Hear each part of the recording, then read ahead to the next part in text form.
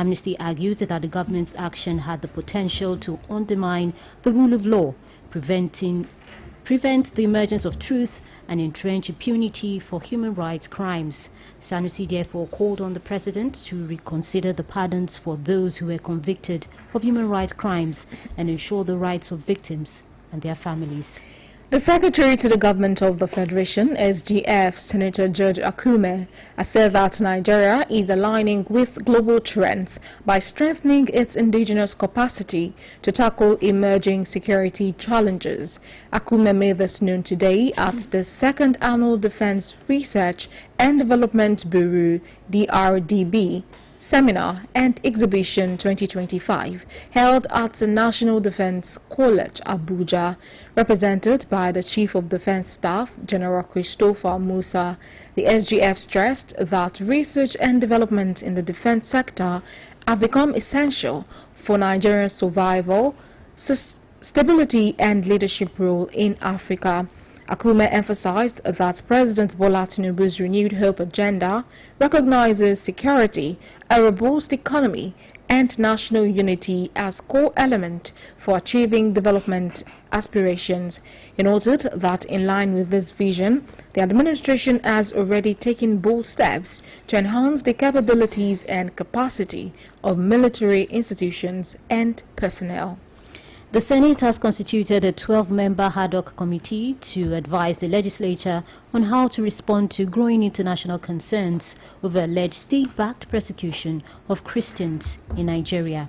The decision was reached during a closed-door session today where lawmakers deliberated on recent claims by the United States government. The claims suggest possible acts of genocide targeting Christians in some parts of the country. The Senate's move follows increasing diplomatic scrutiny and the potential implication of such allegation on Nigerians' international reputation and interfaith relations. The committee has been tasked with developing a comprehensive position paper for presentation to both the executive and the Senate. Behind the facade of happy families and loving relationships, domestic violence silently ravages lives, leaving scars that may never fully heal. It is a harsh reality that affects individuals from all walks of life, regardless of age, gender, or socioeconomic status, and demands attention, support, and collective action to create a safer, more compassionate world. In this report, our reporter Fedora Afolagboye takes a close look at domestic violence, its effect, and solutions to it. Her report. Domestic violence is a pervasive issue in Nigeria like elsewhere. The story is reported with far-reaching consequences for individuals, families, and communities.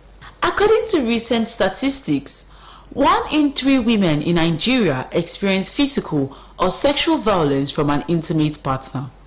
Domestic violence can take many forms, including physical, emotional, and economic abuse. Despite the prevalence of domestic violence, many cases go unreported due to fear, shame, or lack of access to resources. In an interview with BCOS News, Oyo State's ICT Director, Engineer Rohima Adabanija, described domestic violence as a widespread issue affecting individuals of all genders, noting that while women are often more vulnerable, men can also be victims. She advised being cautious when choosing partners, noting potential signs of violence can appear during courtship, and urged those experiencing abuse to seek help from family, community, and support organizations. It's actually both ways, not only women that suffer domestic violence, sometimes men too also suffer. So we have to be very careful before we pick our partners. You don't get married and just say, I don't want to relate with my members of the family, your parents, and also the community, the social, so sometimes we'll look at even the religious part of it. In another interview, the chairman of the Ministry of Women Affairs Rapid Response Team on Gender-Based Violence in Oyo State, Marcus Williams, explained that societal attitudes contribute to domestic violence, with urban, rural, and educated communities holding different views on women that either normalize or exacerbate the issue. He emphasized that prosecution alone is insufficient to prevent domestic violence. Instead, he advocated for robust advocacy, workplace policies that protect employees and their families, increased sensitization efforts, and the strict implementation of existing legal frameworks. Most of the cases we've responded to in your state have been around the university lecturers, the lawyers, and whatever. Of course, you have the history of where a lawyer woman killed the husband and a lawyer man killed the wife. All of that is just as if the society is not really giving room for an opportunity for domestic violence to reduce. It's escalating it. Or maybe we'll told the direction of preventing through sensitization to key stakeholders, particularly where companies begin to have policies that protect staff members and their families. You tell a director who is violent in his house that any day you meet out violence against your spouse, the company sacks you. It is imperative that couples recognize that their spouse deserves to be treated with the same respect and dignity that they desire for themselves, but not to be treated as possessions or property. Fidora Afolagboye, BCOS News. The Newscope comes to you from the Broadcasting Corporation of Oyo State, Ibadan.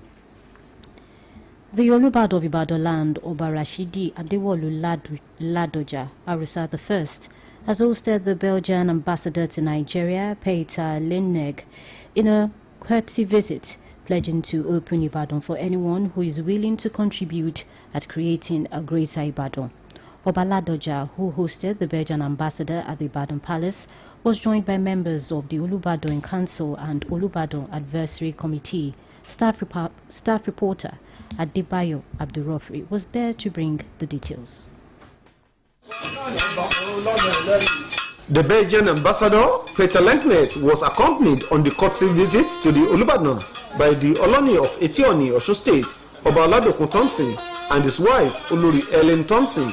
The 44th Olubadon of Ibadan land, Oba Rashidi Adewolu Ladoja Arusa I, is hosting for the first time in Ibadan Palace a foreign envoy since its installation.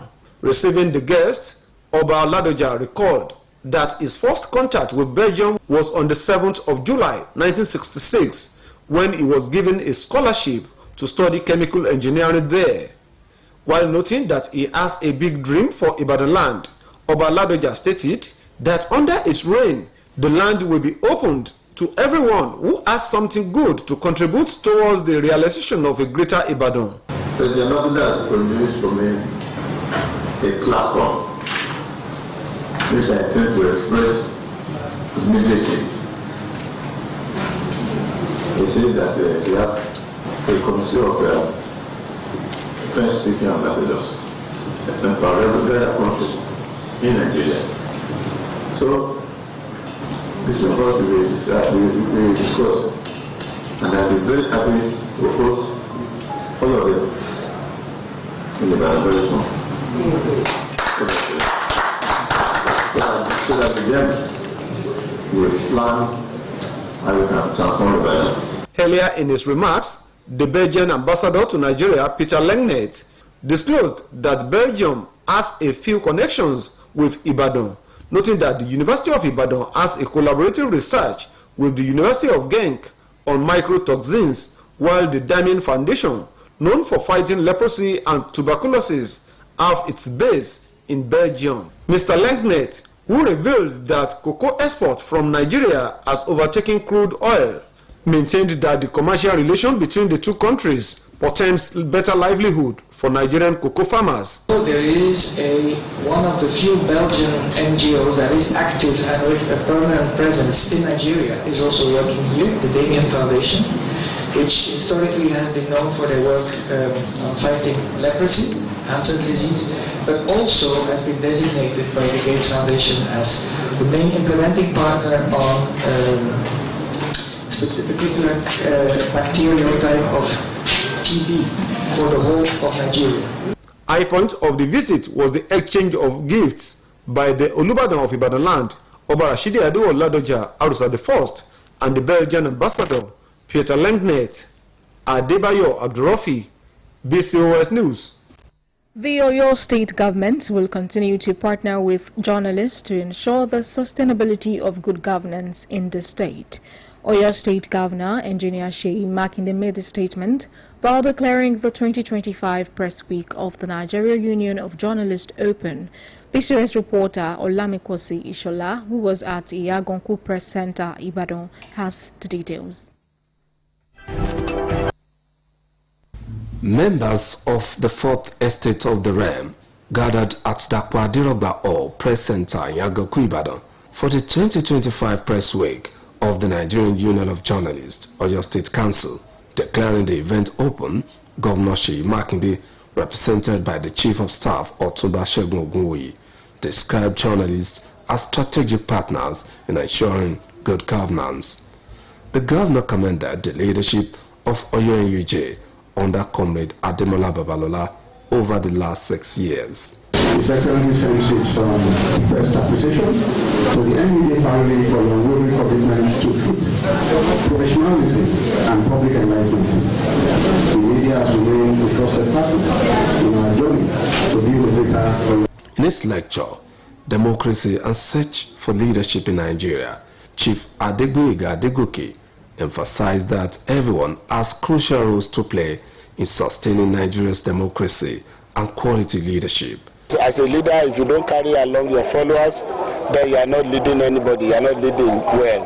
For you to lead well, your followers must feel the positive impact that we have a leader. Speaker of the Oyo State House of Assembly, Honorable Adebo Ogundoyin, announced the plans for a retreat for journalists to enhance legislative activities. What we need to do is start taking ownership of our community, taking ownership of leadership. We must not feel like we are inadequate or we are not up to the task, to take up more leadership. Earlier, NUJ Chairman Comrade Ademola Babalola appreciated stakeholders and members for their support. Highlights included goodwill messages and award presentations. The event is expected to conclude on Friday with a Jumat service and pen night. Olamiposi Ishola, BCOS News.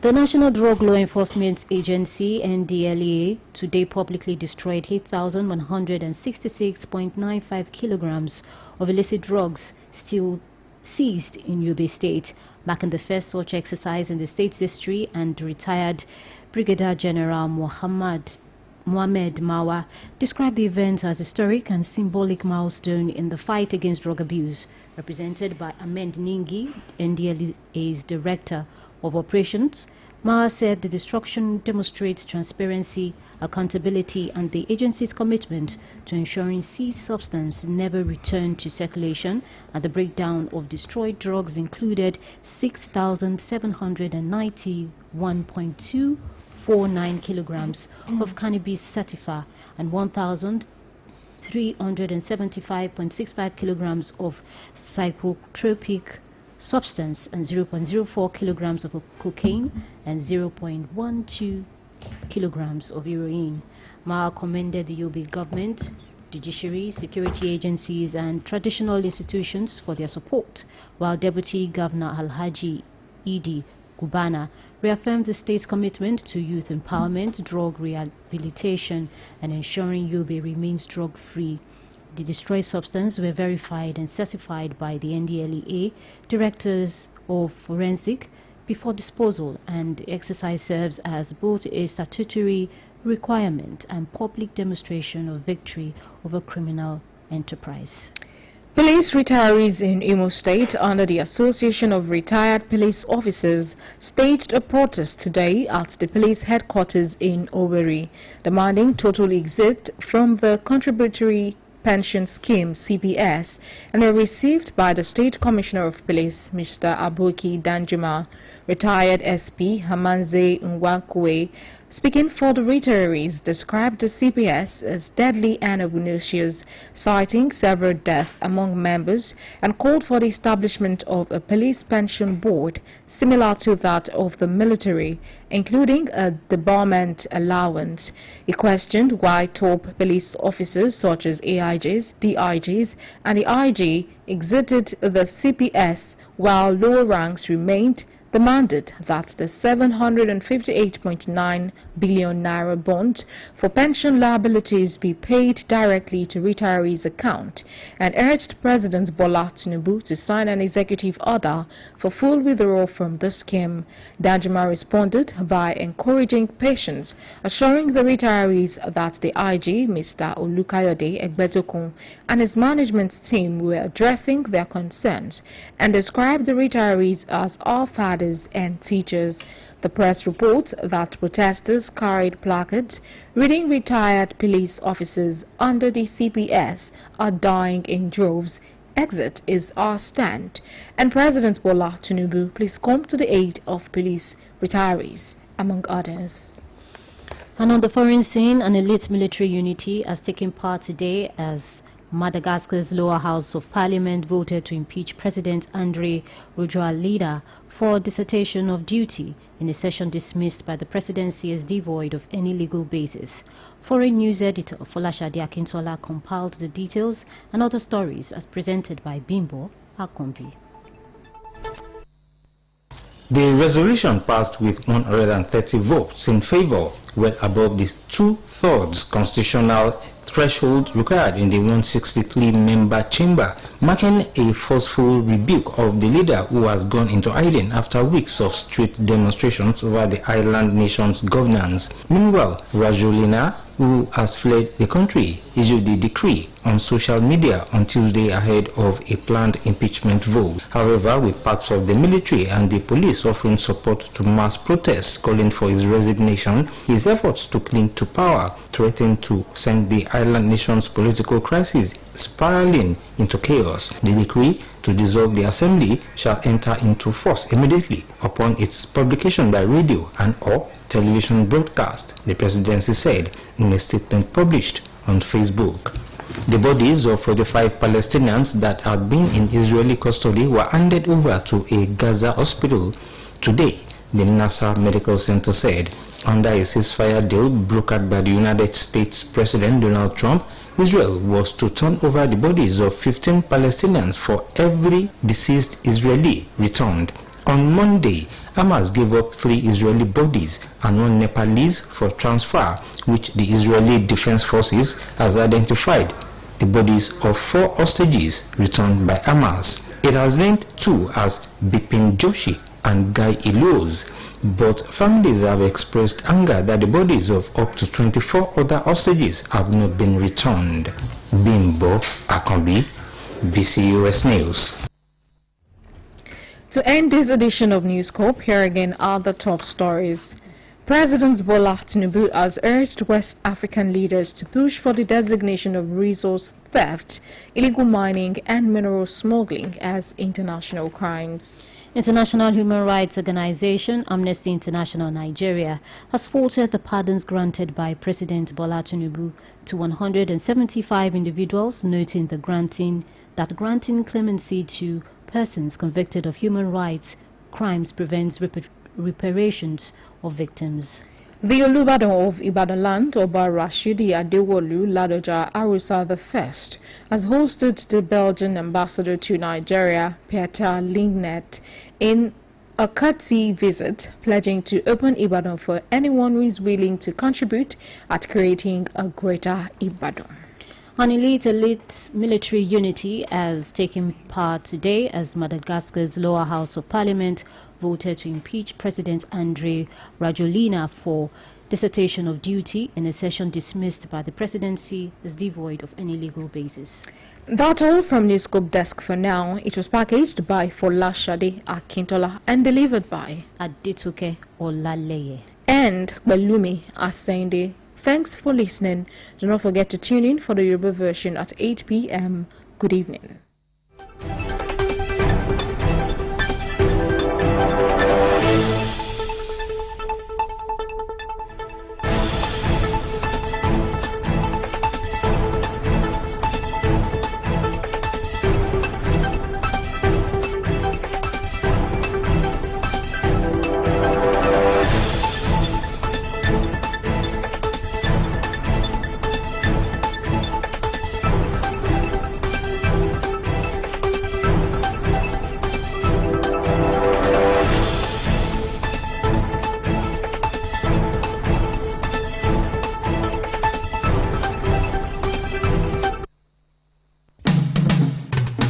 98.5 FM.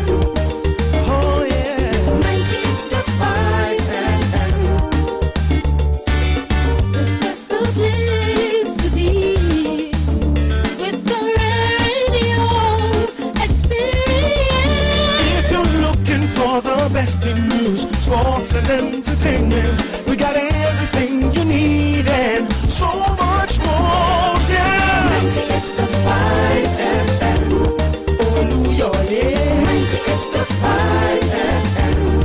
Hear me now. To go down to the #1 station. Educative and quality information. Brighten up your day in so many ways. Tune to 98.5 FM. Oluyole. 98.5 FM. 98.5 FM. Oluyole. 98.5 FM. 98.5 FM.